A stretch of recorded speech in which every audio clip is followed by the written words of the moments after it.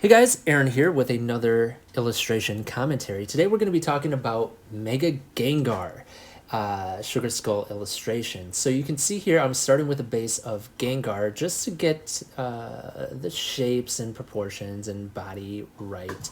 Get the basic position of the mouth, get the exact position of the eyes, and here is why.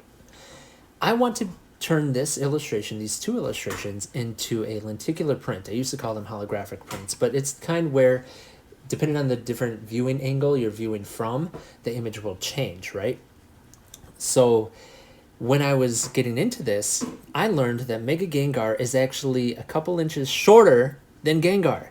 Isn't that messed up? And if you look here, I drew his body underneath that horizontal line right there where his hands are kind of laid down.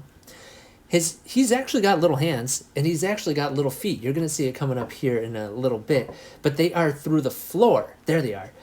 Isn't that messed up?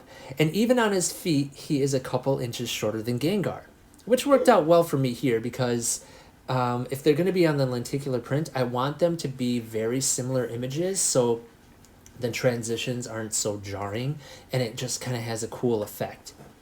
I did a similar spider web on his forehead here coming out from behind that third eye, and the reason I did like the unleashed spider web, like a loose spider web, is because, you know, this is Mega Gengar. It's like powers are unleashed, and I wanted to kind of show that in a fun way.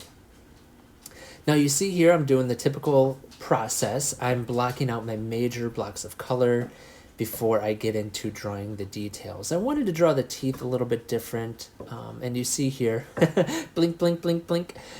I'm doing similar eyes because, you know, it is Gengar. It's just a mega version of Gengar. And I thought by taking the similar eye style over, which harkens back to the original one from 2015, I thought that would be a nice way to bring this design forward. I draw the mouth.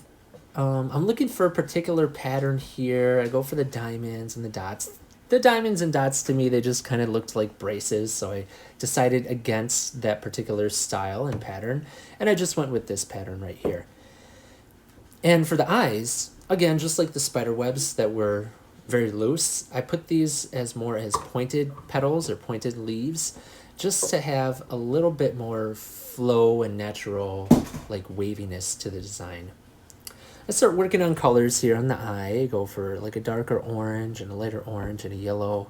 I decided against it, and later you can see I select kind of like a dreamsicle orange going forward.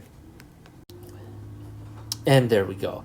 So I decide on this color, I decide on the pattern for the teeth, and now I'm just kind of winging it. I thought the eyes could stand to lighten up a bit. Instead of the dark purple dots in the petals, I went with the white. And over here, you see I do a different pattern on Gengar's spikies. I add a little bit of a jawline, I know Gengar doesn't really have a skull, Gengar's a ghost. But I add a little bit of where the cheekbones would be, and I put one of my flower patterns in there. And I'm doing this all with the recently gained knowledge of lenticular printing and design and what works and what doesn't. I needed to make sure that these two were both on a similar design, a similar background design, so that the print, when you view it at different angles, avoids this thing called ghosting. It's not when you just never talk to your print again and leave them hanging. Ghosting is where if one background is very light and the other one is very dark, elements from the light background are going to remain, or vice versa. So if we have similar colors but slight differences, and maybe similar saturations might do it, then the image A won't be so noticeable when you're trying to view image B. And that's what we really want to go for here. You can see here, so this color on Gengar that I'm adding, the magenta, the pink color at the bottom. Oh, and excuse me, I got baby Theo crawling around with some toys in the background. So you hear clanging around. He's just adding his input. So the magenta that you see on Mega Gengar is actually light coming from when he's phasing through a floor. So Mega Gengar is basically the same purple as Gengar, maybe a little bit more gray, but the magenta is from the phasing. So I'm working a little bit more on background, a little bit more on environment. So here we see like the plasma from the floor, and I try to get that into a good spot before calling it. And I think we'll wrap it up there. Hope you enjoyed this commentary and have a great day.